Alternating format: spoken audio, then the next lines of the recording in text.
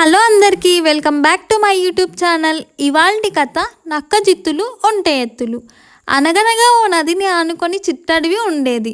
ఆ వనంలోని ఒంటెతో అన్ని జంతువులు స్నేహంగా ఉండేవి. అది నక్కకు నచ్చలేదు. దీంతో ఒంటె పైన అక్కసు పెంచుకుంది. ఓ రోజు ఒంటె దగ్గరికి వెళ్ళి, మిత్రమా, మన అడవిలో నా బోటి జీవులకు సరైన ఆహారం దొరకడం లేదు. ఈ నది అవతల తీరంలో చాలా కుందేళ్ళు, ఉడతలు, మిడతలు, చేపలు, పీతలు ఉన్నాయట. నాకు ఈత రాదు కాబట్టి నువ్వు నన్ను తీసుకెళ్ళాలి. అయినా నాకేమీ ఊరికే సాయం చేయవలసిన అవసరం లేదు. అక్కడ చక్కని చెరుకు తోటలున్నాయి. వాటిని నీకు చూపిస్తానులే అంది నక్క.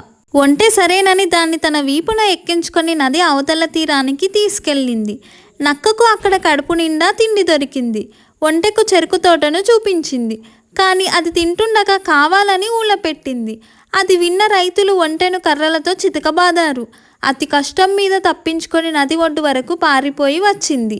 అప్పటికే అక్కడ నక్క సిద్ధంగా ఉంది. వెంటనే ఒంటెపైకి ఎక్కి కూర్చుంది. బాగా తిన్నావా మిత్రమా?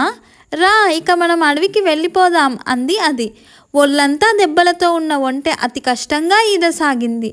నది మధ్యలోకి రాగానే ఒంటె నక్కతో, అవును, ఇంతకు నువ్వు ఎందుకు ఊల పెట్టావు అని అడిగింది. ఓ అదా, కడుపు నిండా తినగానే నాకు అరవడం అలవాటు, లేకపోతే నాకు అజీర్తి చేస్తుంది అంది నక్క.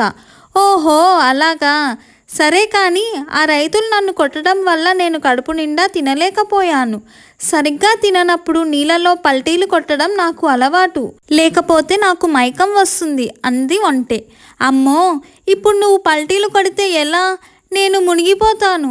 అసలే నాకు ఈత రాదు అంది నక్క. అయ్యో, కానీ నేనేం చేయలేను అంది ఒంటె. అప్పటికి కానీ నక్కకు బుద్ధి రాలేదు. వెంటనే క్షమాపణలు అడగాలనుకుంది.